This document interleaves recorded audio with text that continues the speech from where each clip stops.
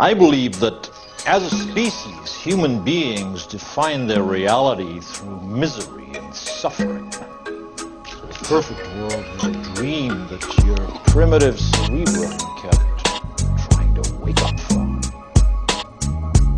Which is why the Matrix was redesigned to this, the peak of your civilization. I say your civilization because as soon as we started thinking for you, it really became our civilization, which is, of course, what this is all about. Evolution, Morpheus. Hello, hello, hello. It is your girl D. I'm coming to you live today. It is not a sucker-free Sunday. However, every day is sucker-free. Today I'm chilling outside. I got my Dollar Tree popcorn and my McDonald's cup full of my grandma's lemonade, because I'm keeping it real today. I'm just gonna act like we all at home together chilling. But today the topic is hot and popping. We're gonna talk about control and why so many of us must have it, and what is the benefits of it, and what is also the downfall. Control, let's read the definition. To exercise restraint or direction over, dominant, command. To exercise restraint, that's holding a nigga back. Y'all know what I'm talking about.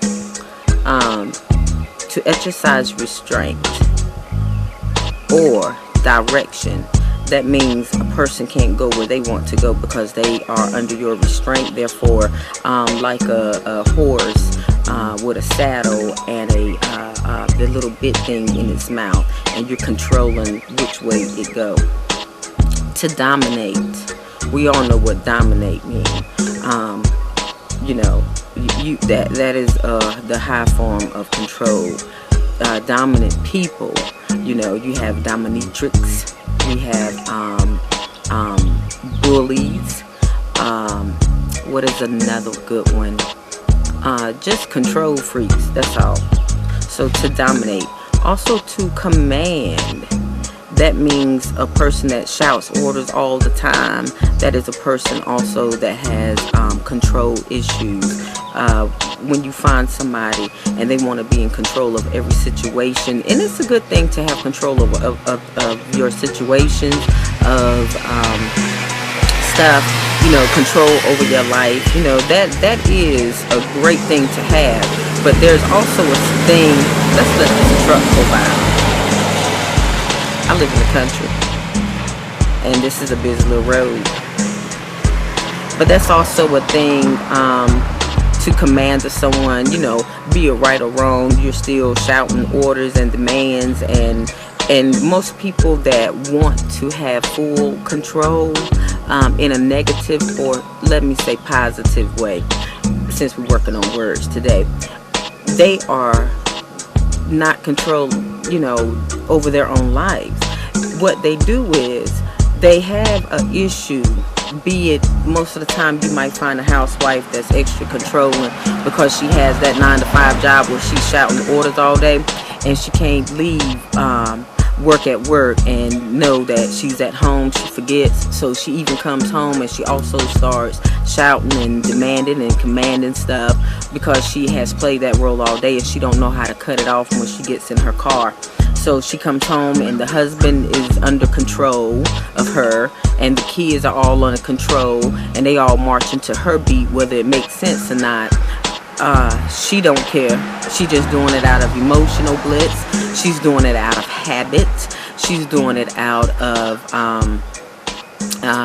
insecurities. You know, it's a whole lot of reasons why people have to have control and command. And be it foolish or not, they still want it. So, you know, it is what it is. To hold in check.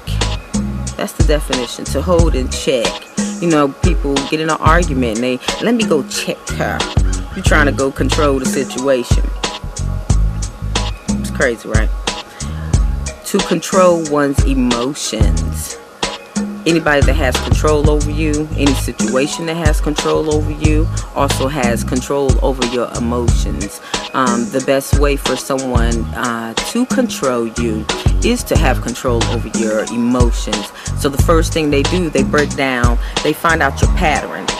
And what they do is, once they got your pattern kind of down packed, then they know how to manipulate your pattern. They know how to use your own emotions. If they know you are an extra nice person, then they seem to, or tend to, want to take advantage of that situation. You know, they can tell, people can tell, because people read other people. So some are good at it and some aren't. You know, that's something that has to be practiced. If you are a people watcher, like I am, then you watch people. You don't just, you know, go with the flow. There's no such thing as that. You monitor. You know, some people send up a beacon and you only have to watch them a little bit, and they're not relevant to anything that's going on in your life. But for the ones that want to be near and dear to you, you need to watch them as far as how they control themselves, how is their temper, what are their weaknesses, so that if, as a friend, you can pick up the slack where they don't see it. So to control one's emotions, controlling your emotions, having reign over you, being able to read your vibe, being able to read your energy, or being able to read your spirit. I broke it on down so that you can get it for those of you that don't know what I'm talking about. And once you do those things, then you can also tell by a person's demeanor whether or not they feed off of other people's emotions. If they feel that you are gullible, if they feel that you are easy prey and an easy target, they will target in on your ass and try to mess with your emotions. And once they mess with your emotions and they have you tied all up with what they're saying and what they're doing and what they want and what they don't want, and you're appeasing to their emotions, then they have total control over you. It's not that hard to figure out. On to the next. To test or verify. To test. So people that have control issues also like to test other people. Wow, I'm learning a lot today. This is how I study.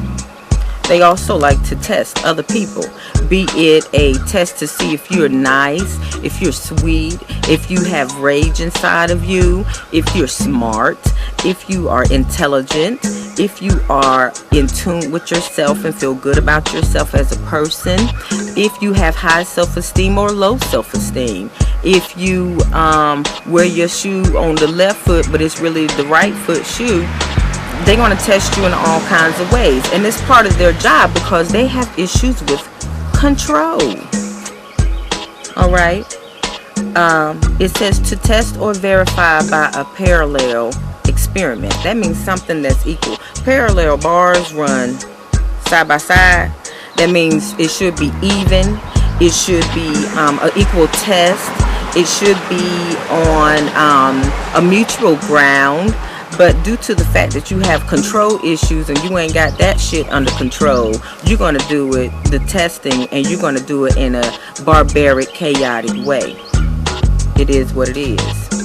Or other standards of comparison. I'm pretty sure they threw that in because people with control issues, talking from experience, and also of just knowing now that what I know, control issue people will use other standards of comparison, whether it adds up. They'll get to comparing apples to oranges, grapes to sunflower seeds, toilet tissue to grass outside, anything, it don't matter, just as long as they can test it. So it doesn't have to make sense. So now we all know what control means.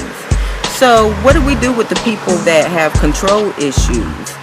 Do we fall into prey for them, or do we leave them with that issue that they're having until they get that sorted out and figured out? I think the best thing to do with that is to probably let them sort that out and figure that out. Because a person that has control over themselves and understand who they are and where they're going in life and what they stand for and what they don't stand for, and their ability to think for themselves, to understand that you do not have to bend, bow, and bow and beg anybody for anything. That there is, if they were able to obtain it, then you are able to obtain it. You don't have to crawl and beg. I told someone today, I said, you know, I'm not into much kissing ass. Because see, when I get into kissing ass and your ass is bigger than my ass, that's a whole lot of ass to kiss. So I just can't do the butt kiss stuff. I do kiss little babies' asses. You know how when you washing the baby and you powder them and you playing with them and you kiss their little feet and you kiss them all over. You love them. I don't love you like that because you ain't no damn baby and you're too big. So I just, you know, babies get the special treatment. Babies get the kiss and the feed and I'm gonna nibble your hands and who's got your nose? Mommy has your nose and I'm gonna drink your milk, and you take the bottle and I'm drinking your milk. What are you gonna do? You know, that's like, okay, it's cruel to the baby, it's bullying the baby, but you playing. But when you get old, this shit don't wash. So today we learned about people with control and some of the reasons why they have it. There's so many reasons why people can have issues with control. I'm not going ready to go through the whole list. Just figured it out. You know, you figured it out. But we talked about the definition of what the word control also means, and I gave you some examples. And anything else you get out of this video, it's all on you. That is my time for today. I have other stuff to do besides sit up here and talk to y'all about a word that y'all could have looked up for yourself. When you start seeing people and they have issues, a whole lot of issues, then you start looking at their control pattern. Are they really in control or are they really out of control? I don't know. You decide. Anyway, it's your girl D. I've enjoyed. I love you. I respect you. Peace. Infected by its repulsive, isn't it? I must get out of here. I must get free. Infected by its repulsive, isn't it? I must get out of here. I must get free.